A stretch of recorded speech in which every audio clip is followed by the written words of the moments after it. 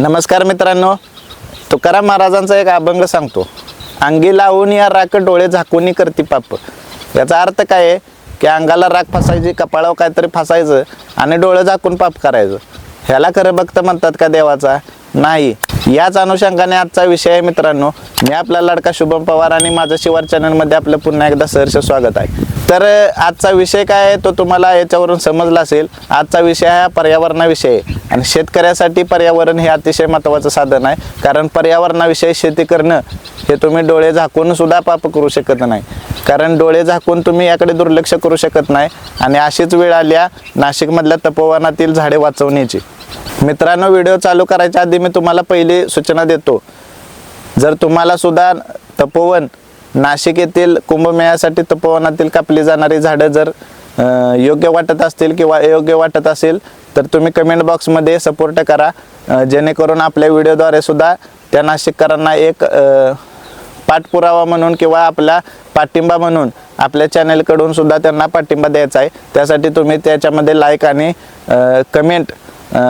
Comment बॉक्समध्ये कळवा आणि सरकारचा निषेध केला पाहिजे आपण. कारण शेतकऱ्यासाठी झाडे तितकंच महत्त्वाचं आहे. कारण झाडाविना शेती नाही शक्य, असं माझं तर मत आहे. झाड असेल तर तुमचं पर्यावरण आहे. आज नाशिककर मोठ्या संख्येने तिथं सरकारचा निषेध करत आहेत. त्या तपोवनात ठिय्या मांडून बसलेले आहेत. त्याच्यामध्ये विविध मोठ्या व्यक्तीसुद्धा येऊन आता सपोर्ट करत आहेत. पण सरकारला डोळे झाकून हे पाप करायचं आहे असं म्हणतो.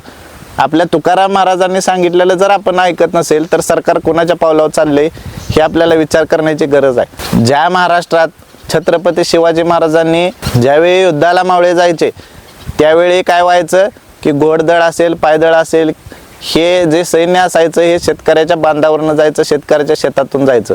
आणि ते जात येत असताना प्रचंड वर्दळ व्हायचे आणि शेतीचं भरपूर नुकसान व्हायचं.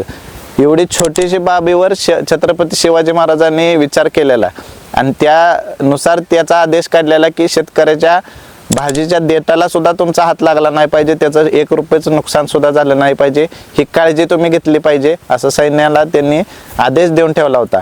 हा विचार करणारा राजा होता म्हणून तो रयतेचा राजा झाला. पण आजचं सरकार काय करायला लागले, त्यात एक तपोवन किंवा कुंभमेळा मंत्री म्हणून जे महाराष्ट्रात आता त्यांचं नाव प्रसिद्ध झालंय ते माननीय मंत्री गिरीश भाऊ महाजन, त्यांचं मत आहे की आम्ही 1 झाड लावलं तर त्याच्याऐवजी 10 झाडे लावू. बऱ्याच पर्यावरणवाद्यांनी त्याच्यावर आक्षेप घेतलेला आहे. कारण ऑलरेडी तिथं मोठी मोठी झाडं आहेत आणि झुडपाच्या नावाखाली तुम्ही हे वृक्षतोड करणार आहे. त्यांचं मत आहे की जी छोटी छोटी झुडपं आहेत ते आम्ही काढणार आहे. तर असं होणार नाही मित्रांनो.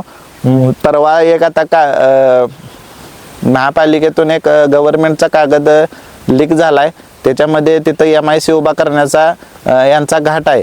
हे वृक्षतोड ही साधू संतांसाठी सुद्धा नाही, तर ज्यावेळी कुंभमेळा संपेल त्यावेळी तिथं MIC उभा करण्यासाठी हा झाडं तोडण्याचा घाट उभा केला आहे. ही यंत्रणा कुठून लागत असेल विचार करा मित्रांनो.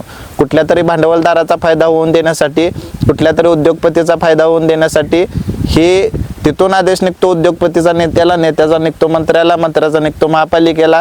महापालिकेचं हे काही मनाचं नाही. ह्याच्या पाळामुळात जाणं जनतेला ह्या पाळामुळात गेलं पाहिजे अशी मी नाशिककरांना विनंती करतो. आणि ह्याचा खरा सूत्रधार कोण आहे हा बाहेर निघाला पाहिजे. कारण आजची जर परिस्थिती बघितली तर पर्यावरणाची अतिशय बिकट परिस्थिती आहे. आणि अशा परिस्थितीत तुम्ही 10-10, 20-20, 50-50 वर्षे जुनी झाडे जर तोडत असाल, ज्या श्रीरामांनी ह्या मातीत पाय ठेवला, या नाशिकच्या मातीत पाय ठेवला, ती पुण्यभूमी आहे असं तुम्ही एकीकडे म्हणता. आणि तीच पुण्यभूमी तुम्ही जमीन उद्ध्वस्त करायची, तिथली झाडं तोडायची, हे पाप डोळे झाकून करायला लागलेला आहे तुम्ही. म्हणूनच मी तुकाराम महाराजांचा अभंग मगाशी सांगितला.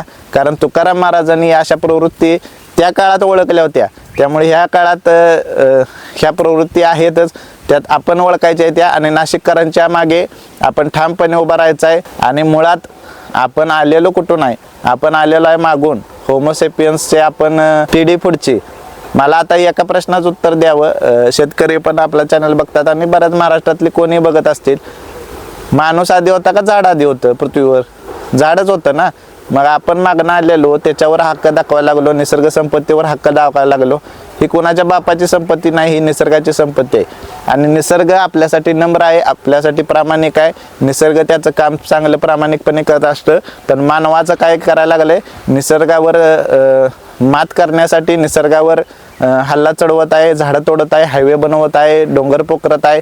बरेच मोठे प्रश्न या ॲमेझॉन सारख्या जंगलातलं 20% जंगल जे पृथ्वीचं ऑक्सिजन सिलेंडर मानलं जातं ते सुद्धा तुटायला चालू झालेलं आहे. 20 ते 30% तिथलं जंगल कमी झालेलं आहे. आणि अशा गंभीर अवस्थेत सुद्धा आपलं शासन तपोवनातील झाडं हे साधूंच्यासाठी तोडणार आहे. साधूंना सुद्धा हे मान्य नाही, साधूंना सुद्धा हे पचणारं नाही, किंवा साधू जर याच्याशी सहमत असतील तर ते सुद्धा या पापात सहभागी आहेत असं आम्ही समजू. आणि शेतकऱ्यांना विनंती आहे, तिथल्या नाशिककरांना विनंती आहे की घरात बसून राहण्याची वेळ नाही. किमान 1-2 दिवस तरी तुम्ही तिथं जाऊन पाठिंबा दिला पाहिजे. आणि त्यांच्या मागे जे पर्यावरणवादी आहेत, चांगले विचाराचे आहेत, समाजकारणातले मोठे चेहरे तिथं आहेत, त्यांच्या पाठीशी तुम्ही उभं राहणं ही त्यांच्या काळाची गरज आहे. नाहीतर तपोवन पण जाईल आणि नाशिकचा ऱ्हास हा असाच होत राहील आणि इंडस्ट्री उभारण्याच्या नावाखाली निसर्गाचा ऱ्हास झाल्याशिवाय राहणार नाही. तर व्हिडिओ आजचा कसा वाटला त्यासाठी कमेंट बॉक्समध्ये सर्वांनी कमेंट करा आणि सरकारचा निषेध जाहीर करा. तोपर्यंत आपण थांबूया. धन्यवाद.